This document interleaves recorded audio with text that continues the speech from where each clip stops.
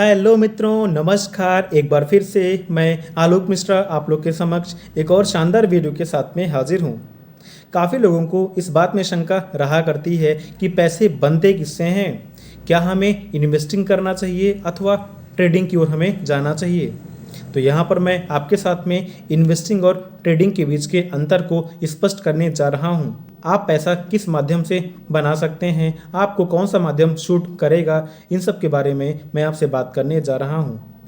देखिए, जहाँ तक बात है कि पैसे बनते किससे हैं, इन्वेस्टिंग से कि ट्रेडिंग से, तो यहाँ पर मैं आपके साथ इस बात को क्लियर कर देना चाहता हूँ कि पैसे दोनों ही माध्यम से बन सकते हैं। अगर आप इन्वेस्टिंग करते हैं तो आप लॉन्ग टर्म में काफ़ी अच्छी वेल्थ बना सकते हैं। Even Warren Buffett, Rakesh Jhunjhunwala, Vijay Kedia, Ashish Kacholia आदि ने इन्वेस्टिंग से ही पैसे बनाए हुए हैं। राकेश झुनझुनवाला सर ने हालांकि अपने लाइफ के स्टार्टिंग में ट्रेडिंग भी किया हुआ था और वहाँ से उन्होंने कुछ पैसे कमाए थे, बट उन्होंने बाद में फिर इन्वेस्टिंग करना ही स्टार्ट कर दिया था। तो यहाँ पर जिन्होंने स्टॉक मार्केट से अच्छी वेल्थ बनाई है, अभी तक जो मैंने पढ़ा, समझा और जाना है, उन्होंने इन्वेस्टिंग ही किया हुआ है। जैसे कि मैं यहाँ पर आशीष कचौलिया सर की आपसे बात करता हूँ तो वो शानदार फंडामेंटल्स और फाइनेंशियल वाली माइक्रो कैप या फिर स्मॉल कैप कंपनी में ही अपने पैसे को इन्वेस्ट करते हैं, क्योंकि उनको मालूम है कि पैसे अगर कहीं से बनेंगे तो वो स्मॉल कैप या फिर माइक्रो कैप कंपनियों से ही बनेंगे। दोनों में मूलभूत अंतर यह है कि इन्वेस्टिंग में आप कम से कम अपने स्टॉक को 5 से 10 साल के लिए होल्ड करते हैं, बट ट्रेडिंग का सिंपल सा मतलब ये है कि आपको रोज़ का फ़ायदा लेना है। अब क्या है कि ट्रेडिंग भी कई प्रकार की होती है, जैसे कि positional, swing trading, future and option, intraday. अब यहाँ पर आप किस माध्यम को चूज करते हैं वो आपके ऊपर डिपेंड करता है। हालांकि पैसे सब प्रकार से ही बनते हैं, बट क्या है कि ट्रेडिंग के लिए आपको एक्सपर्टीज़ की ज़रूरत पड़ेगी। ट्रेडिंग के लिए आपको इंडिया के और पूरे वर्ल्ड के न्यूज़ से वाकिफ़ भी रहना पड़ेगा। अगर आप किसी कंपनी में लॉन्ग टर्म के लिए इन्वेस्ट करते हैं तो आपको सिंपल सा उसका फंडामेंटल और फाइनेंशियल को ही एनालाइज करना होगा।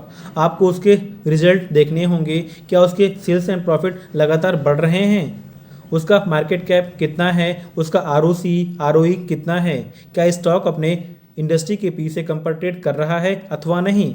आपको इन सभी पैरामीटर्स पर गौर करना होगा, बट एक ट्रेडर के लिए इन सब पॉइंट्स पर गौर करना ज़रूरी नहीं है। ट्रेडर को सिंपल सा मतलब इस बात से होता है कि कौन सी कंपनी आज पर्टिकुलर डे के अंडर में काफ़ी अच्छा मूव देने वाली है। अब वह कंपनी नीचे जाएगी तब भी वह पैसा बना सकता है और कंपनी ऊपर जाएगी तब भी वह पैसा बना सकता है।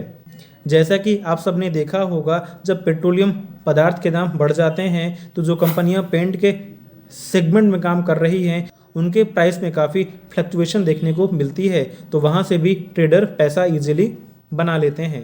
मेरा सिंपल सा कहना यह है कि कंपनी फंडामेंटली और फाइनेंशियली कैसी है, एक ट्रेडर को इससे कोई मतलब नहीं होता है। उसको सिंपल सा मतलब इस बात से है कि कौन सी कंपनी आज के डे में मूव करने वाली है, भले ही वह ऊपर जाए अथवा नीचे। इन्वेस्टिंग का सबसे अच्छा फ़ायदा यह है कि आपको सिर्फ एक बार कंपनी के फंडामेंटल्स और फाइनेंशियल को एनालाइज कर देना है और आपको लॉन्ग टर्म के लिए इन्वेस्ट कर देना है।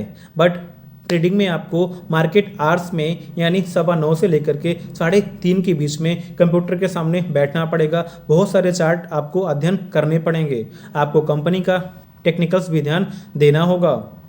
आपको एक दिन पहले उस कंपनी के बारे में पूरी जानकारी कर लेना होगा कि यह कंपनी कल के दिन में काफ़ी अच्छा मूव कर सकती है।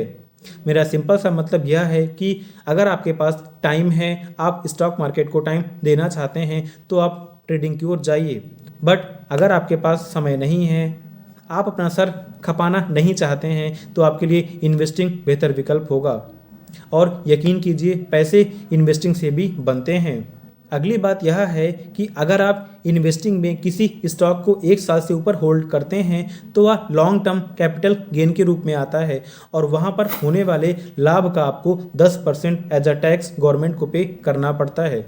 बट आप शॉर्ट टर्म कैपिटल गेन अगर करते हैं, यानी अगर आपको दिन के अंदर ही प्रॉफिट होता है, तो आपको एज अ टैक्स 15% पे करना पड़ेगा। इसके अलावा जिस ऐप के माध्यम से आपने ट्रेडिंग कर रहे हैं आपको वहाँ भी एज अ ब्रोकरेज काफ़ी फीस पे करनी पड़ेगी। तो यहाँ पर आपको अधिक टैक्स पे करना पड़ता है। अगर आपको लॉस भी हो गया है उस पर्टिकुलर डे के अंदर तब भी आपको ब्रोकरेज तो पे करना ही पड़ेगा। तो यहाँ पर मैं आपसे एक बात क्लियर कर देना चाहता हूँ कि पैसे इन्वेस्टिंग से भी बनते हैं और ट्रेडिंग से भी बनते हैं। बट अगर आपको डेली कंप्यूटर के सामने नहीं बैठना है, आपको डेली बहुत सारे चार्ट्स का अध्ययन नहीं करना है, आपको पूरे वर्ल्ड के या फिर इंडिया के न्यूज़ से वाकिफ़ नहीं रहना है, तो आपके लिए सिंपल सा फंडा यह है कि आप लॉन्ग टर्म की ओर जाइए। आप किसी पर्टिकुलर कंपनी को चूज़ कर लीजिए और कम से कम 5 से 10 साल के लिए होल्ड कीजिए। आपको रोज़ रोज़ अपनी पोर्टफोलियो भी चेक नहीं करनी पड़ेगी। बट अगर आप एक ट्रेडर हैं तो आपको 6 से 7 घंटे मार्केट के सामने बैठना पड़ेगा और आप उस टाइम पर स्ट्रेस में भी रहेंगे कि कहीं मुझे लॉस ना हो जाए। एक इन्वेस्टर हमेशा खुश रहता है क्योंकि उसे रोज़ मार्केट को समय भी नहीं देना है और उसके पैसे लॉन्ग टर्म में ग्रो भी अच्छे खासे हो जाते हैं। तो अगर आप मेरी बात करेंगे तो मुझे इन्वेस्टिंग करना ही अच्छा लगता है। जो कंपनियां फंडामेंटली और फाइनेंशियली काफ़ी स्ट्रांग हैं, जिनके सेल्स एंड प्रॉफिट लगातार बढ़ रहे हैं और जिनका आकार अभी 5,000 करोड़ रुपए से कम का है और जो ग्रोथ इंडस्ट्री से बिलोंग करती हैं, मैं उन्हीं कंपनियों को चूज़ करता हूं और उनमें ही अपने पैसे को लॉन्ग टर्म के लिए इन्वेस्ट कर देता हूं, क्योंकि मेरे पास इतना समय नहीं है कि मैं अपना समय मार्केट को दे पाऊँ। तो आशा करता हूं कि आपको मेरी वीडियो से काफ़ी हेल्प मिलती होगी, क्योंकि यहाँ पर मैं आपके साथ जितना भी नॉलेज मेरे पास होता है सब आपके साथ मैं शेयर कर दिया करता हूँ। तो आपसे एक छोटी सी गुजारिश है, अगर आपको मेरी वीडियो से कुछ भी हेल्प मिलती है तो प्लीज़ मेरी वीडियो को लाइक कर दिया कीजिए और चैनल को भी सब्सक्राइब कर लीजिएगा।